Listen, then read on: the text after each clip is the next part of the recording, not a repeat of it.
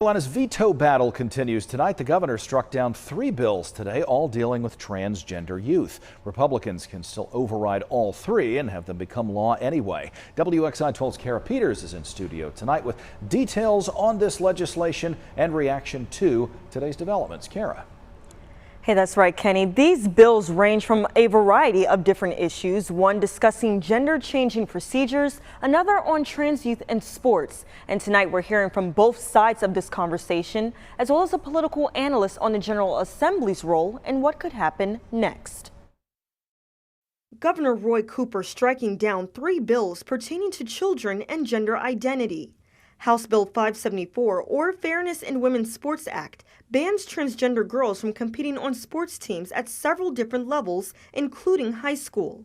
Other bills include Senate Bill 49, or Parents' Bill of Rights, that calls for parental guidance over education, health care, and mental health over their children, and House Bill 808, which relates to gender transition procedures among minors. Reverend Jasmine Beach Ferreira, who supported the governor's vetoes, is the executive director of Campaign for Southern Equality, a Nashville-based organization catered to promoting equality among LGBTQ+ communities. It's an incredible insult that lawmakers are purporting that these bills are about protecting the welfare of children in our state. If they were concerned with protecting children in our state, there's a laundry list of legislative items they could be prioritizing, everything from funding our public schools to universal pre-K to addressing childhood poverty and hunger. As John Dinan, a professor of political science at Wake Forest University, explains, North Carolina is not the first state to push related legislation. The issues that North Carolina Republican legislators are responding to by proposing and passing these laws are similar to the issues that are also driving passage of these bills in other states. Almost entirely Republican-controlled states. We should be clear, these issues that are at stake in these bills that have just been vetoed very much divide the parties. Conservative groups also responding to the recent legislation.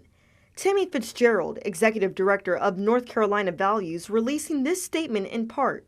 Instead of siding with 70% of North Carolinians on protecting women's sports from biological males stealing their opportunities, or with the 80% calling for transparency in schools or shielding children from medical activists, Governor Cooper has sided with the small but loud radical left.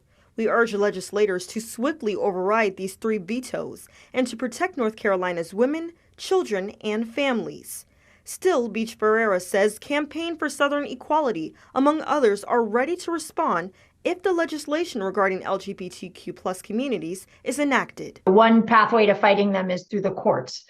But parallel to that, it's critically important that we are getting resources directly to the families of transgender youth, particularly in response to HB 808. We're providing emergency grants and referrals and assistance with ensuring that youth are not losing access to medical care that can be life-saving and is certainly life-affirming.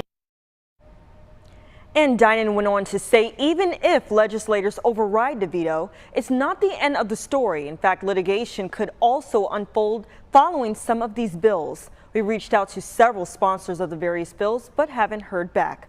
Live in the studio, I'm Kara Peters, WXII 12 News.